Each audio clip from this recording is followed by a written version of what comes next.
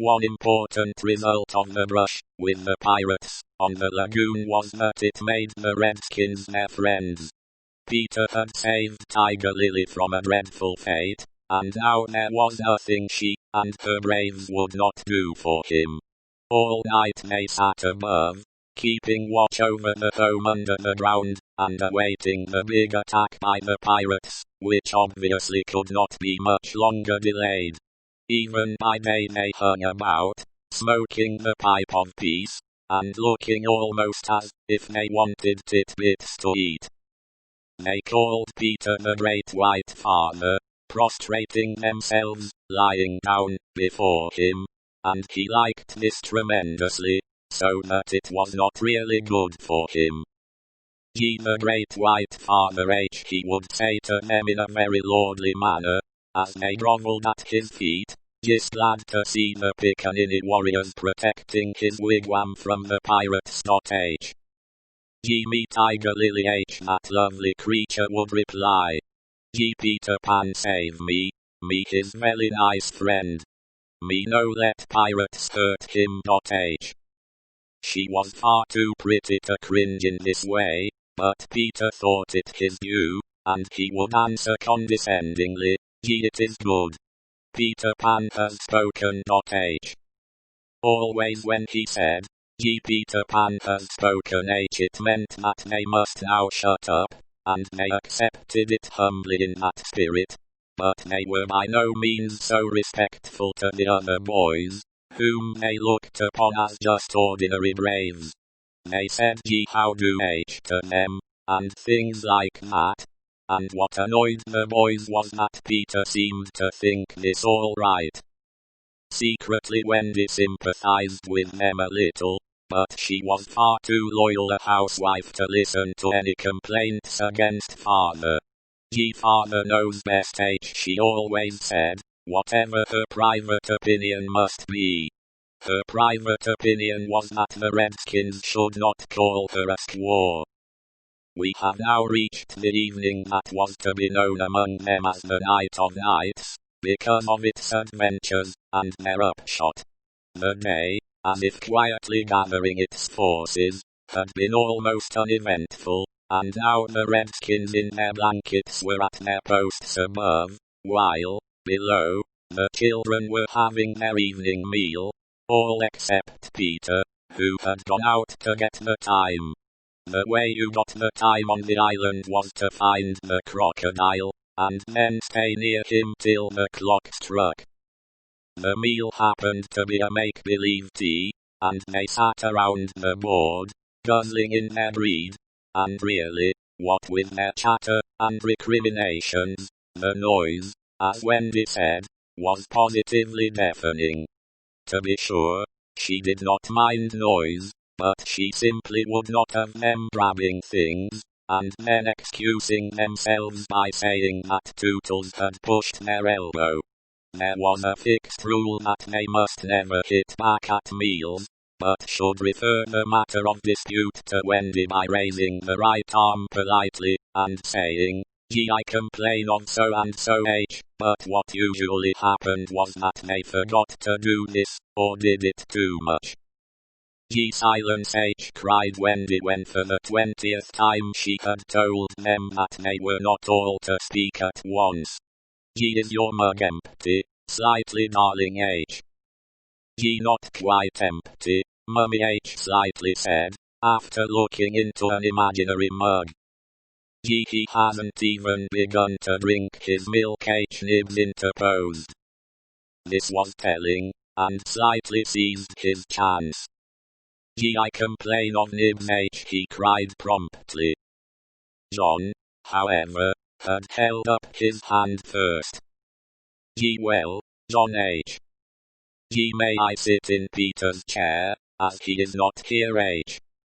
"Ye sit in father's chair, John!" exclamation H. Wendy was scandalized. "Ye certainly not H. Ye he is not really our father H. John answered. "Ye he didn't even know how a father does till I showed him H." This was grumbling. "Ye we complain of John H. cried the twins. Tootles held up his hand. He was so much the humblest of them, indeed he was the only humble one, that Wendy was specially gentle with him. I don't suppose H. Tootles said diffidently, bashfully, or timidly, that I could be father. H. No, Tootles. H. Once Tootles began, which was not very often, he had a silly way of going on. As I can't be father H, he said heavily, I don't suppose, Michael, you would let me be baby H. No, I won't. H. Michael rapped out. He was already in his basket. As I can't be baby H, Tootles said, getting heavier and heavier and heavier. Do you think I could be a twin H? No, indeed H, replied the twins. It's awfully difficult to be a twin. H. As I can't be anything important H, said Tootles. Would any of you like to see me do a trick H? No H, they all replied. Then at last he stopped. I hadn't really any hope H, he said. The hateful telling broke out again. Slightly is coughing on the table. H. The twins began with cheesecakes. H. Curly is taking both butter and honey. H. Nibs is speaking with his mouth full. H. I complain of the twins. H. I complain of Curly. H. I complain of Nibs. H. Oh dear H, cried Wendy. I'm sure I sometimes think that spinsters are to be envied. H. She told them to clear away, and sat down to her work basket, a heavy load of stockings, and every knee with a hole in it as usual. Wendy H remonstrated, scolded, Michael, I'm too big for a cradle. H. I must have somebody in a cradle H, she said almost tartly, and you are the littlest. A cradle is such a nice homely thing to have about a house. H. While she sewed they played around her. Such a group of happy faces, and dancing limbs lit up by that romantic fire. It had become a very familiar scene, this, in the home under the ground, but we are looking on it for the last time. There was a step above, and Wendy, you may be sure, was the first to recognize it. Children, I hear your father's step.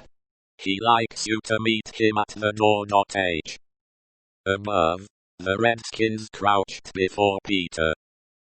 Watch well, braves. I have spoken. H.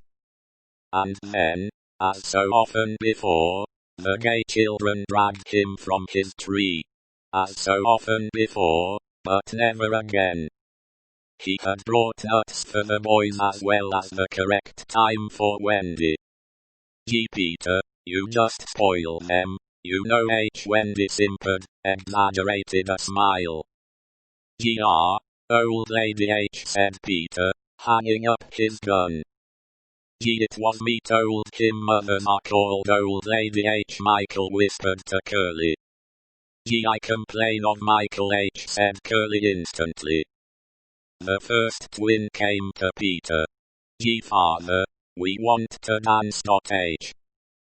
Dance away, my little man H, said Peter, who was in high good humor. But we want you to dance. H. Peter was really the best dancer among them, but he pretended to be scandalized. Me. My old bones would rattle! Exclamation H. And mummy too. H. What H, cried Wendy, mother of such an armful, dance! Exclamation H. But on a Saturday night H slightly insinuated. It was not really Saturday night, at least it may have been, for they had long lost count of the days, but always, if they wanted to do anything special they said this was Saturday night, and then they did it. Of course it is Saturday night, Peter H. Wendy said, relenting.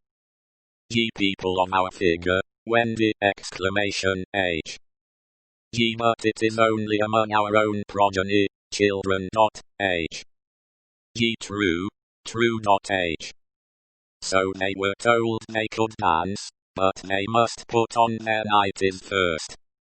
Ye are, old lady H. Peter said aside to Wendy, warming himself by the fire, and looking down at her as she sat turning a heel. Ye, there is nothing more pleasant of an evening for you and me when the day's toil is over than to rest by the fire with the little ones nearby. H. Ye, it is sweet, Peter, isn't it? H. Wendy said, frightfully gratified. Ye, Peter, I think Curly has your nose. H. Ye, Michael takes after you. H. She went to him, and put her hand on his shoulder.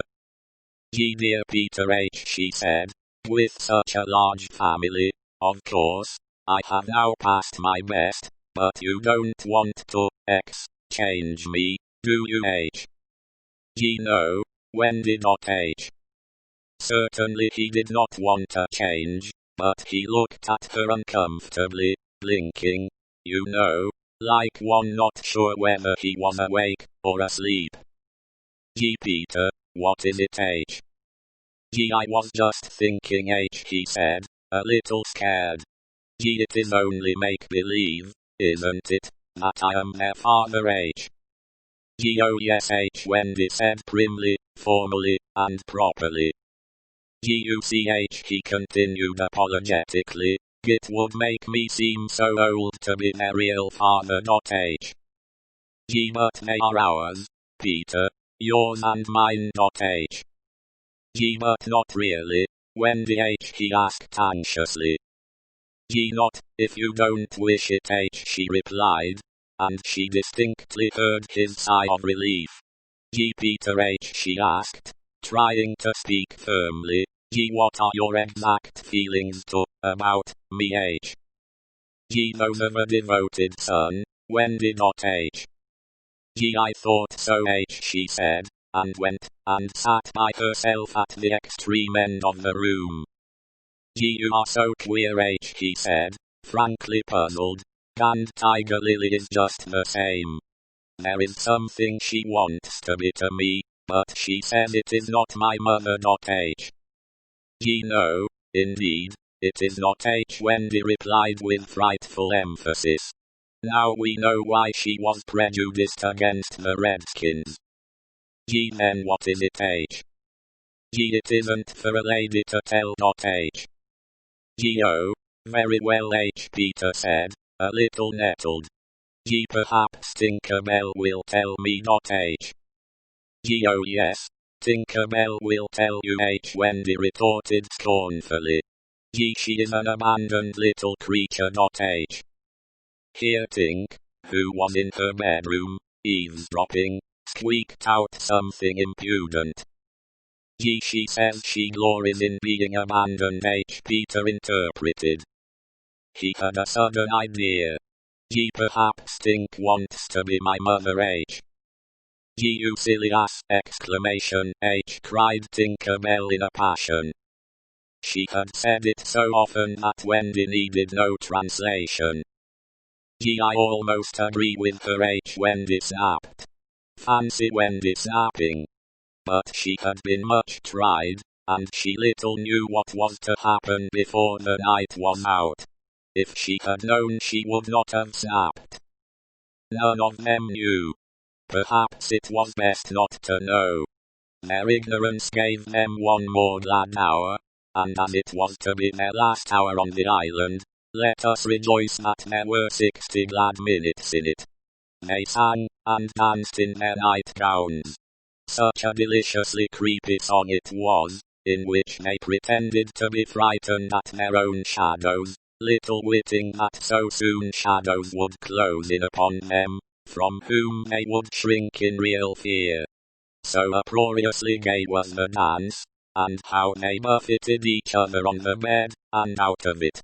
It was a pillow fight rather than a dance, and when it was finished, The pillows insisted on one bout more, like partners, who know that they may never meet again. The stories they told, before it was time for Wendy's good-night story. Even slightly tried to tell a story that night, but the beginning was so fearfully dull that it appalled not only the others, but himself, and he said gloomily, "Yes, it is a dull beginning. I say, let us pretend that it is the end. H." And then at last they all got into bed for Wendy's story, the story they loved best, the story Peter hated. Usually when she began to tell this story he left the room, or put his hands over his ears, and possibly, if he had done either of those things this time they might all still be on the island.